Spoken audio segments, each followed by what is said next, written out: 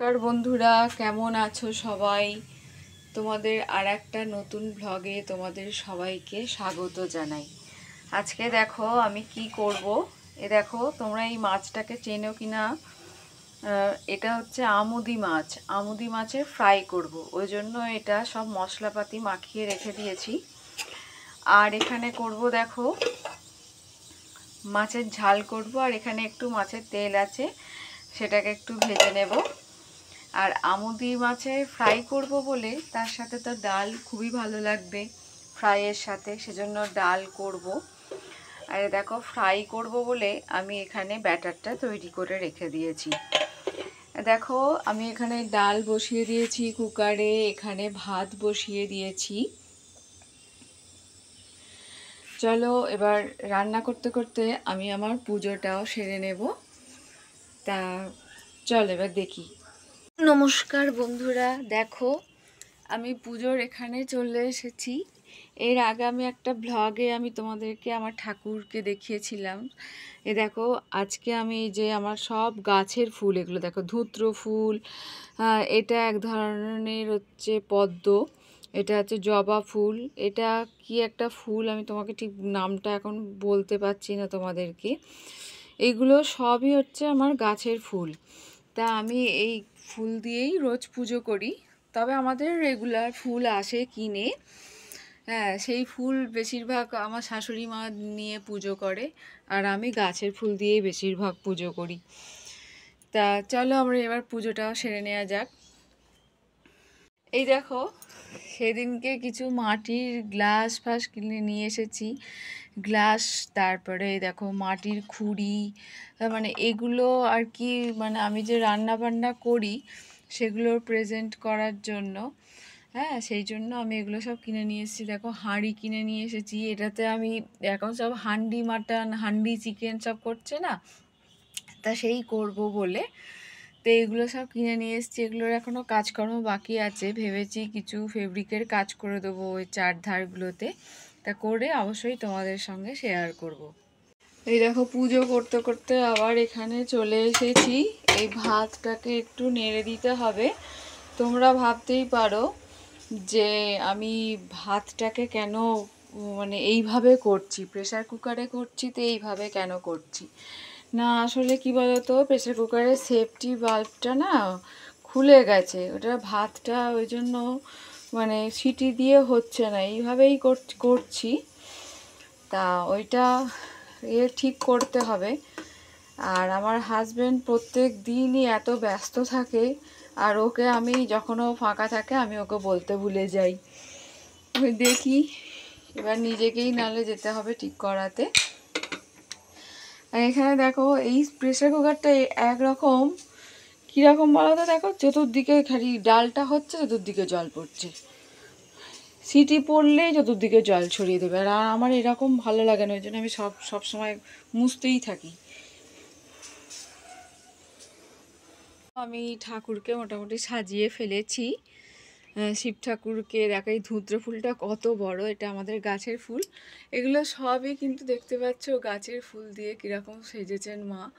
দেখো খুব সুন্দরভাবে মানে মানে আমার তো খুব ভালো লাগছে, আমি এরমভাবেই সাজাই, হ্যাঁ আমার খুব ভালো লাগে। দেখো হাতে ধূপ নিয়ে রয়েছি, বাইরে যে তুলসী তলা আছে সেখানে দিতে যাব। তার মধ্যেখানেই দেখছি সময়টা অনেকটা হয়ে যাচ্ছে, মেয়েকে আবার স্কুলে আনতে যেতে হবে। খেয়ে দিয়ে তার আবার দুটো পড়া আছে, তার টিফিন জামা কাপড় সমস্ত কিছু নিয়ে আমাকে যেতে হবে। তাই ভাবছি এখানে মাছটা এখানে ভাজতে বসিয়ে দিই, তেলটা ততক্ষণ গরম হতে থাক। এই দেখো তুলসী তলায় চলে এসেছি। এই তুলসী তলা, এটা একটা মানে এই বাড়ির তুলসী তলা এটা। এখানেও শিব ঠাকুর রয়েছে। এটা হচ্ছে আমার হাজবেন্ডের যে ঠাকুমা ছিলেন, তিনি এই শিবগুলোকে প্রতিষ্ঠা করেছিলেন এখানে।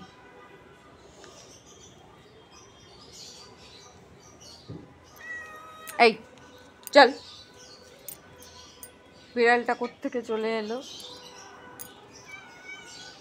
দেখো এটা হচ্ছে আমাদের পুরনো বাড়ির ওপরে, পুরনো বাড়ির ছাদে, সেই 3 তলার ওপরে তুলসী তলা আছে, অত দূর সবসময় ওপরে উঠতে পারা যায় না, ওই জন্য এইখানে একটা করে নিয়েছি।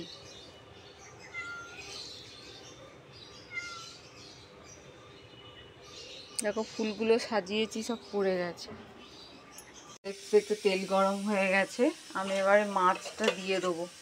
মাছটা ততক্ষণ ভাজা হোক।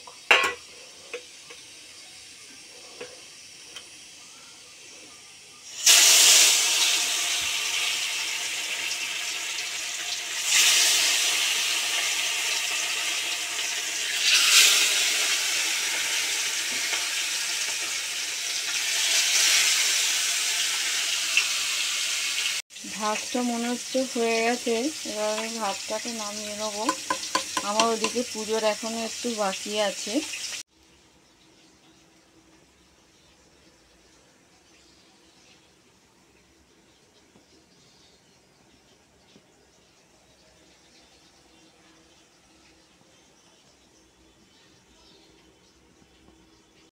দেখো বন্ধুরা, আমার মাছটা ভাজা হয়ে গেছে, এবার নামিয়ে নেব।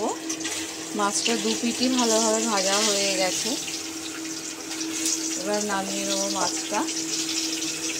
আর এখানে দেখো ডালটা আমি টমেটো কাঁচা লঙ্কা দিয়ে সেদ্ধ করতে বসিয়েছিলাম, তো নুন দিয়ে দিয়েছি। ডালটাও সেদ্ধ হয়ে গেছে, এবার এটাকে ফোড়ন দিয়ে সাঁতলে নেব। দেখো বন্ধুরা, মাছের তেলটা আমি ভাজতে বসিয়ে দিয়েছি।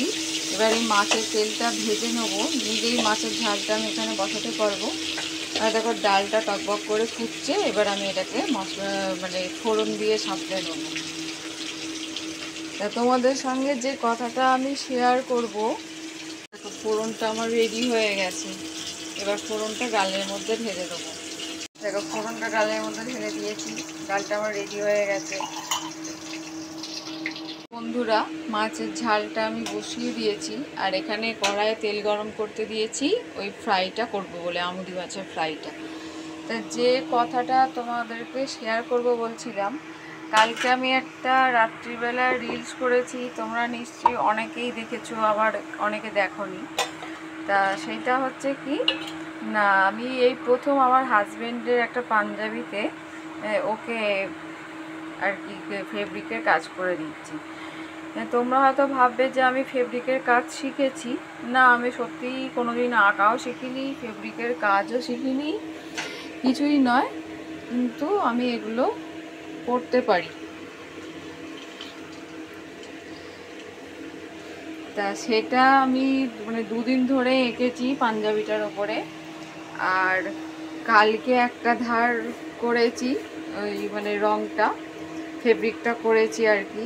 আর আজকে ভাবছি আর একটা ধার করে ফেলবো। মোটামুটি কালকে 2টো পর্যন্ত আমার লেগেছে ওটা করতে, কারণ রং তুলির ব্যাপার তো।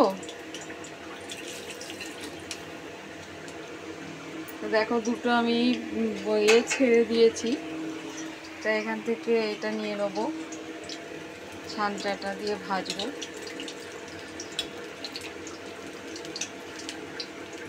তা আমার ওই কাজগুলো করতে খুব ভালো লাগে। এর আগে প্রথমে আমি একটা ব্লাউজে করেছিলাম, তা সেটাতে আমি আঁকিনি, মানে তুলি দিয়েই যা করেছিলাম। এবারে আমি কিন্তু পেন্সিল দিয়ে স্কেচ করে নিয়েছি, তারপরে ওর উপরে ফেব্রিক করছি।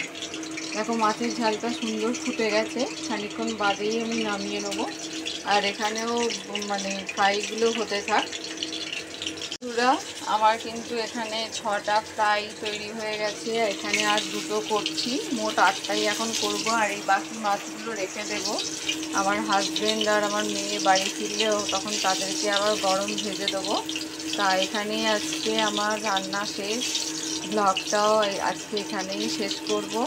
তা কী কী রান্না করলাম দেখো, এই তো দেখলে ফ্রাইগুলো করেছি, আর এখানে মাছের তেলটা ভাজলাম, আর এখানে তো মাছের ঝালটা করেছি, আর ভাত তো করতেই হবে জানো।